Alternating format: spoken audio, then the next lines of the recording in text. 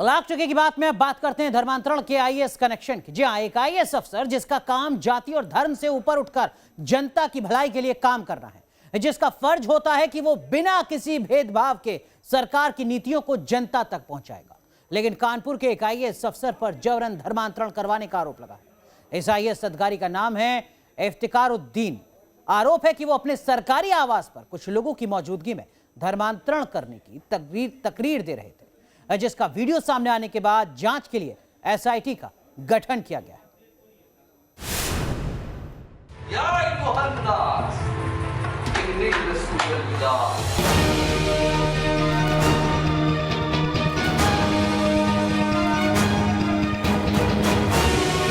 IAS का धर्मांतरण connection.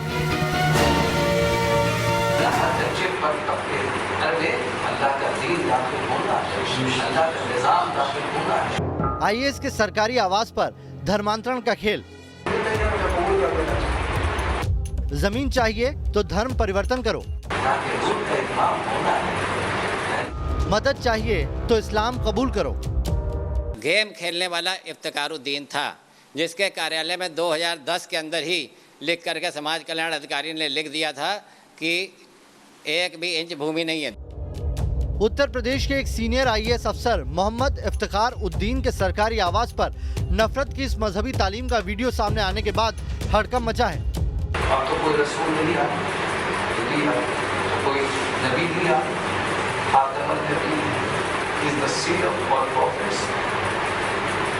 Then कौन करेगा दावत की गलत?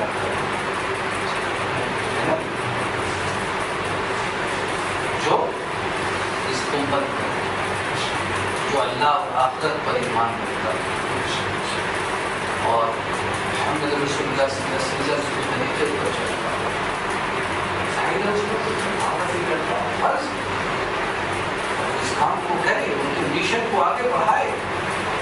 उन्होंने जज़ीरे नुमा अरब के खत्ते पर अल्लाह का किंगडम कायम कर दिया।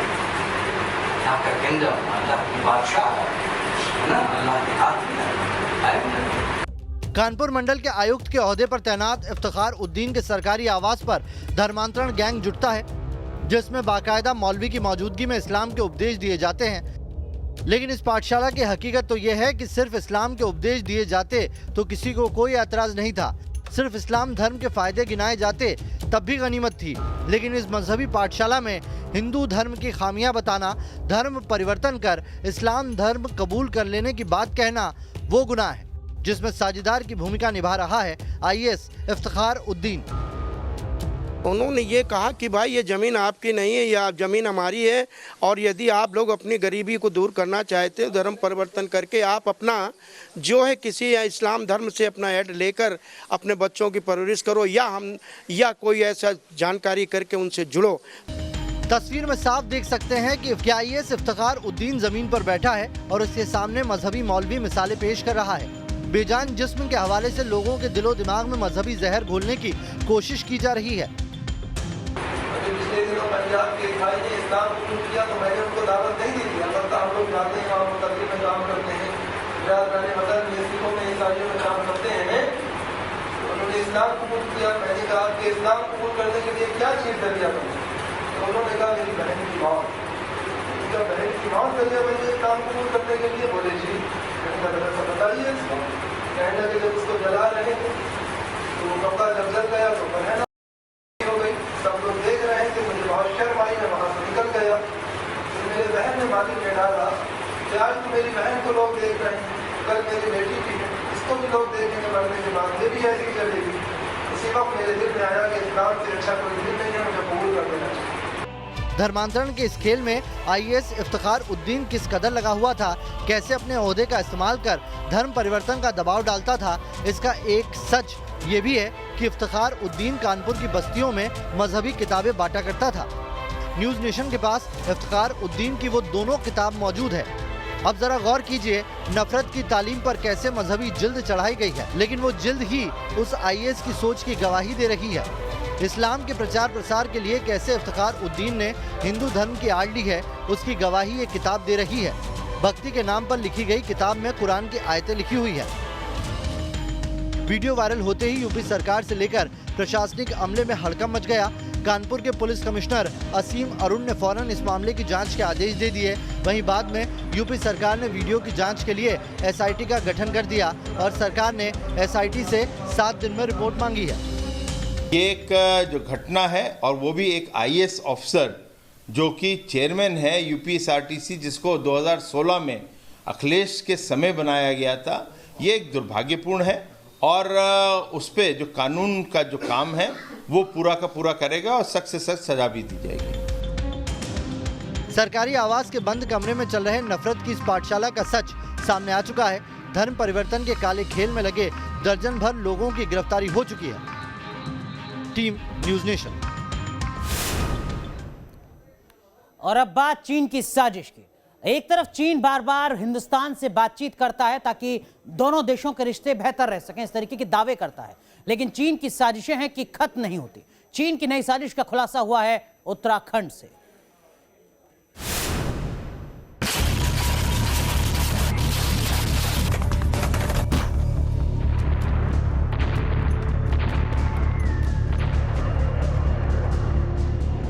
क्या बॉर्डर पर चीन फिर नई चाल चल रहा है? बार बार सामने आ रही बॉर्डर पर चीन के षड्यंत्रों की तस्वीर। जिनपिंग की सेना पर हावी है जंगी जुनून। लद्दाख में चीन के षड्यंत्र को दुनिया देख चुकी है।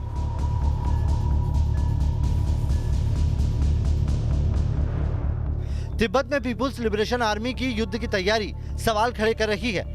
कभी दिन में कभी रात में चीन की आर्मी का शक्ति प्रदर्शन। लद्दाख से लेकर उत्तराखंड में चीन की साजिशों का जाल। क्या संघर्ष के दायरे को बढ़ाना चाहता है चीन? बड़ी तादाद में सैनिकों की तैनाती, युद्ध अभ्यास, बॉर्डर इंफ्रास्ट्रक्चर विकास, चीन की विस्तारवादी साजिश खत्म होने का नाम नहीं ले रही। क्या चीन की आर्मी के दिमाग में चल रहा है गलवान जैसा खौफनाक प्लान?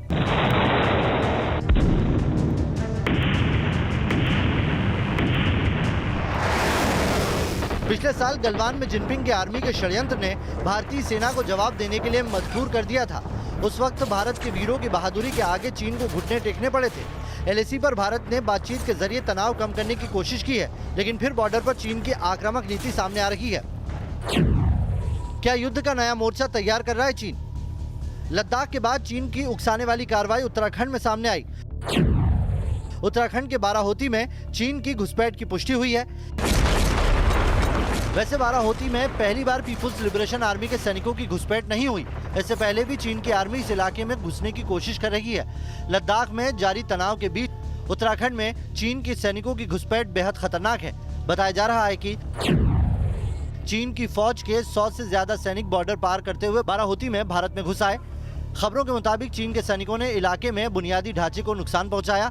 पीछे लौटने से पहले चीन के सैनिकों ने एक पुल को भी नुकसान पहुंचाया। घुसपैठ की यह घटना 30 अगस्त की बताई जा रही है। मीडिया रिपोर्ट्स के मुताबिक 50 से ज्यादा घोड़ों के साथ चीन के सैनिक भारतीय इलाके में पहुंचे थे। हालांकि चीन के घुसपैठिए सैनिकों का भारतीय जवानों से आमना सामना नहीं हुआ। भारतीय जवानों के इलाके में पहुंचने से पहले ही चीन के सैनिक वापस लौट गए। बाराहोती इलाके में पहले भी चीन की ओर से घुसपैठ की कोशिश की जाती रही है। सितंबर 2018 में भी चीनी सैनिकों की तरफ से यहां 3 बार घुसपैठ की खबरें आई थी। 1954 में ये पहला इलाका था जहां चीन के सैनिकों ने घुसपैठ की साजिश रची थी। बाद में दूसरे इलाकों पर कब्जा करने की कोशिश हुई और फिर 1962 की जंग लड़ी गई थी। ऐसा माना जा रहा है कि चीनी सैनिकों का ये ग्रुप करीब बाराहोती में भारतीय इलाके में करीब 3 घंटे तक रहा। चूंकि ये इलाका नॉन मिलिट्राइज जोन में है, ऐसे में इतनी बड़ी संख्या में पीएलए सैनिकों की मौजूदगी चिंता की बात है। पूरे मामले में उत्तराखंड सरकार ज्यादा कुछ बोलने से परहेज कर रही है। सर, चमोली के बाराहोती में एक बार फिर से चीन का देखा जा रहा है कि अतिक्रमण हुआ है। इंडियन इंफ्रास्ट्रक्चर को भी कुछ नुकसान किया गया है सर। अभी देखिए, इस प्रकार की कोई बात यहाँ पर नहीं आई है। जैसी बात आएगी तो बताएंगे। बाराहोती चोटी नंदा देवी नेशनल पार्क के उत्तर में है। यहाँ भारतीय सेना और आईटीबीपी के कैंप चीन के किसी भी बड़े ऑपरेशन को नाकाम करने के लिए अलर्ट मोड पर रहते हैं। आईटीबीपी ही चीन से सटे उत्तराखंड में करीब 350 किलोमीटर लंबे बॉर्डर की निगरानी करती है। ये एलएसी का ही हिस्सा है। खबरों के मुताबिक खुफिया एजेंसियों ने बाराहोती के पास एयरबेस पर चीनी गतिविधि का इनपुट दिया है। पिछले साल एलएसी पर संघर्ष के बाद बॉर्डर पर चीन की आर्मी की सक्रियता लगातार बढ़ रही है। चीन के नापाक मंसूबों को लेकर भारतीय सेना अलर्ट मोड में है। उत्तराखंड में चीनी सैनिकों की घुसपैठ की ये नाकाम कोशिश बतलाती है कि किस तरह से एलएसी पर भारत के करारा जवाब से चीन बौखलाया हुआ है और बौखलाहट में इस तरह की बचकानी हरकतें करता नजर आ रहा है। मेरे सतराज के साथ मधुरेंद्र कुमार, न्यूज़ नेशन, दिल्ली।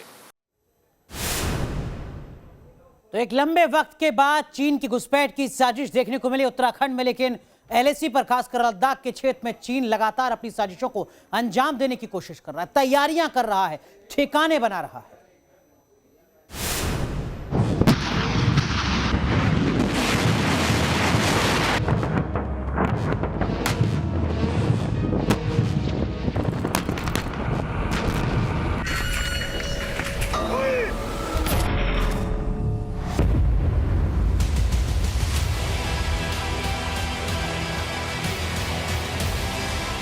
गलवान झड़प के दौरान चीन को हिंद के शूरवीरों के इस तरह रिस्पांस की उम्मीद नहीं थी।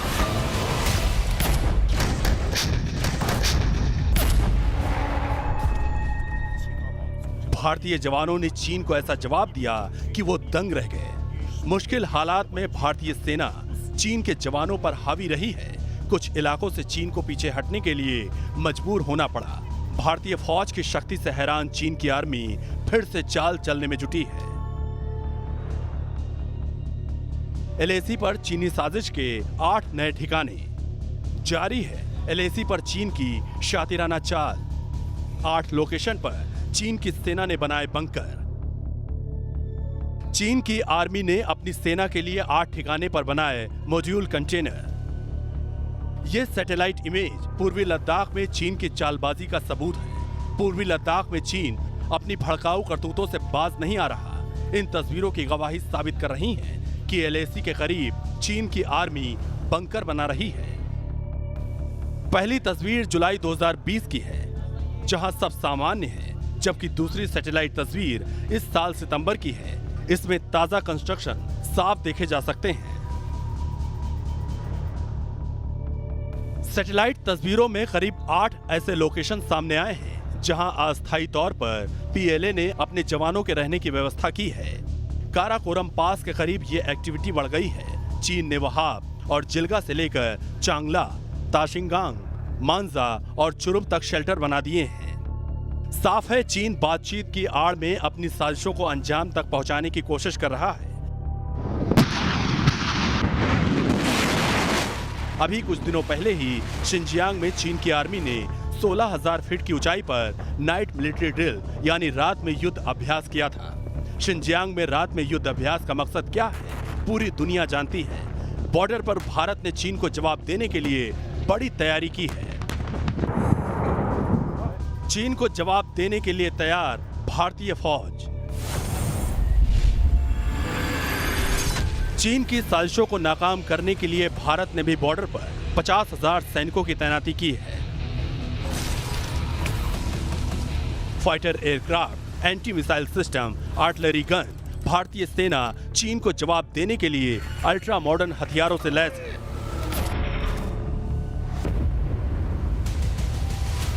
चीन चोरी भी कर रहा है और सीना चोरी भी। कुछ दिनों पहले चीन ने पिछले साल गलवान में हुए संघर्ष के लिए भारत पर झूठे आरोप मढ़े थे, लेकिन चीन के झूठे आरोपों का विदेश मंत्रालय ने करारा जवाब दिया। भारत ने साफ कर दिया था कि यथास्थिति में बदलाव की चीन की कोशिशों की वजह से ही LAC पर तनाव है। Team news nation. वैसे चीन की साजिशों का जाल सिर्फ जमीन तक सीमित नहीं है। विस्तारवाद के षड्यंत्रों के लिए चीन अपनी वायुसेना का भी इस्तेमाल करने का खाका खींच चुका है। चीन अपने हवाई बेड़े में लगातार खतरनाक हथियारों को शामिल कर रहा है। इसके साथ ही LAC पर वो लगातार एयरफील्ड को भी विकसित कर रहा है।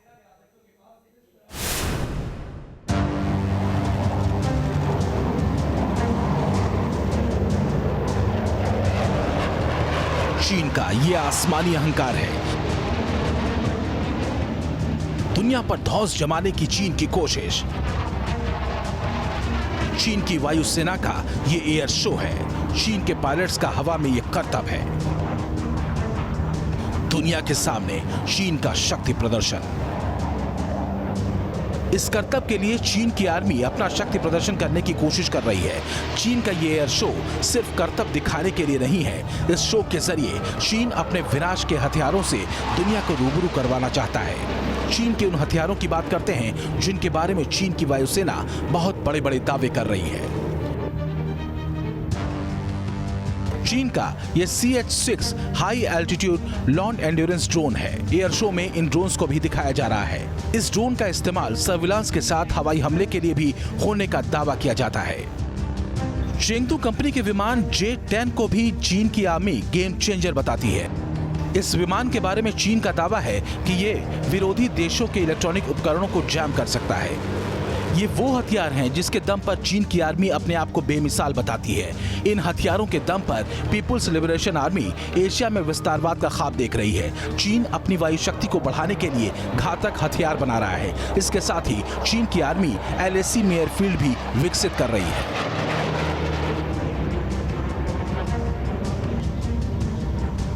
मीडिया रिपोर्ट्स के मुताबिक भारत के लिए बुरांग में चीन के एयरफील्ड का सबसे खौफनाक पहलू ये है कि ये LAC से मात्र 20 किलोमीटर दूर है और लिपुलेख इलाके के उत्तर में है। पिछले साल भारत के साथ तनातनी के बाद चीन ने इस इलाके में बड़े पैमाने पर एयर इंफ्रास्ट्रक्चर में इन्वेस्टमेंट किया है। एयरफोर्स को मजबूत करने के लिए चीन की आर्मी बड़ी साजिश को अंजाम दे रही है।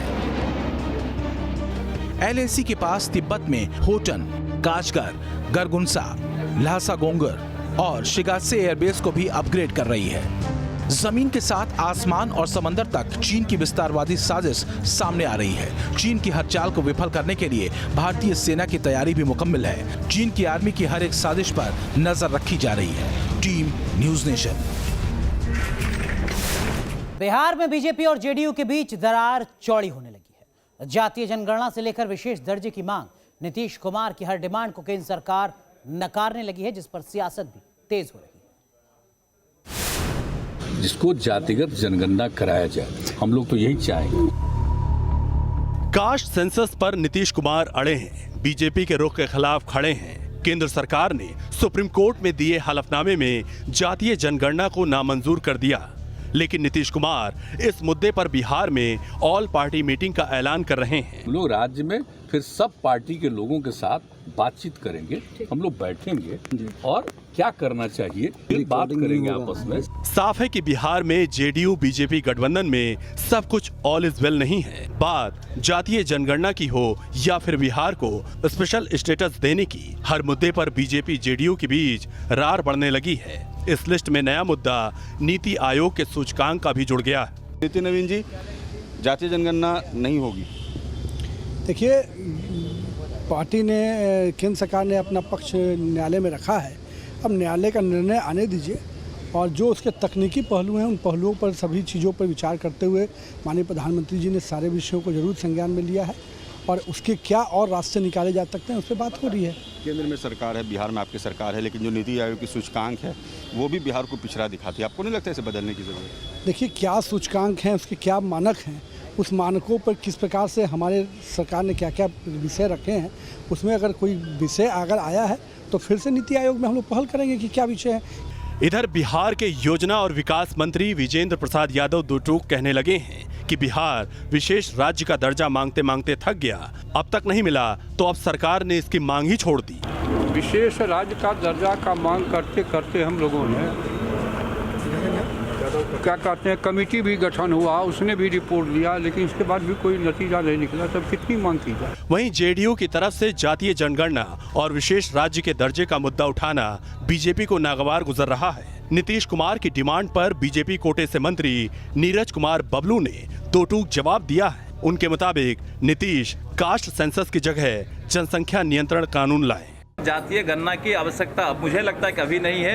अभी सबसे बड़ा देश को जरूरत है जो जनसंख्या नियंत्रण कानून है वो देश में बने, जनसंख्या कंट्रोल इस देश में हो, उसके बाद जातीय जनगणना हो, जो भी जनगणना हो उसके बाद हो। हमारे देश में जो अल्पसंख्यक है उनकी संख्या कितनी बढ़ी है, पहले उनकी जनसंख्या हो जाए। इधर विपक्ष नीतीश कुमार पर हमलावर है। आरजेडी का आरोप है कि मुख्यमंत्री बीजेपी के दबाव में हैं। कुर्सी के लालच में नीतीश कुमार बिहार के विकास का हक नहीं मांग पा रहे। अब तो विशेष राज्य के दर्जे पर पूरी तरह जेडीयू एक्सपोज हो गई। वो सिर्फ राजनीति कर रही थी, बिहार की 12-13 करोड़ जनता के आंखों में धूल झोंक रही थी। जनता से माफ़ी मांगना चाहिए। विशेष राज्य का दर्जा बिहार की 13 करोड़ जनता का वाजिब हक है और ये लेकर के तेजस्वी यादव जी रहेंगे। तो अब ये तय है कि बिहार सरकार में कभी बड़े भाई की भूमिका में रहे नीतीश कुमार अब छोटे भाई की भूमिका में रहने को मजबूर हैं और ये बात अब जदयू को समझनी भी होगी। आने वाले वक्त में ये मुद्दे बीजेपी और जेडीयू के बीच दूरी को बढ़ाएंगे। हम थे जिनके सहारे, वो हुए ना हमारे। जी हाँ, बिहार के मुख्यमंत्री नीतीश कुमार की यही स्थिति है कि भारतीय जनता पार्टी के साथ भले ही वो सरकार में हो, लेकिन भारतीय जनता पार्टी न इनकी जातीय जनगणना की बात मानने को तैयार है, न ही वो ये मानने को तैयार है कि बिहार सूचकांक में नीति आयोग के आधार पर बहुत ज़्यादा विकास कर चुका है, भले ही भाजपा यहाँ शासन में हो। और नीतीश कुमार को ये बातें खल रही है और यही कारण है कि चाहे अनचाहे नीतीश कुमार बार बार विपक्ष के साथ खड़े दिख रहे हैं। और एक बार फिर नीतीश कुमार ने सर्वदलीय बैठक जातीय जनगणना पर बुला के बता दिया है कि इस जिद को वो छोड़ने वाले नहीं है, भाजपा माने या ना माने। वीडियो जर्नलिस्ट सत्येंद्र के साथ रजनीश सिन्हा, न्यूज़ नेशन, पटना।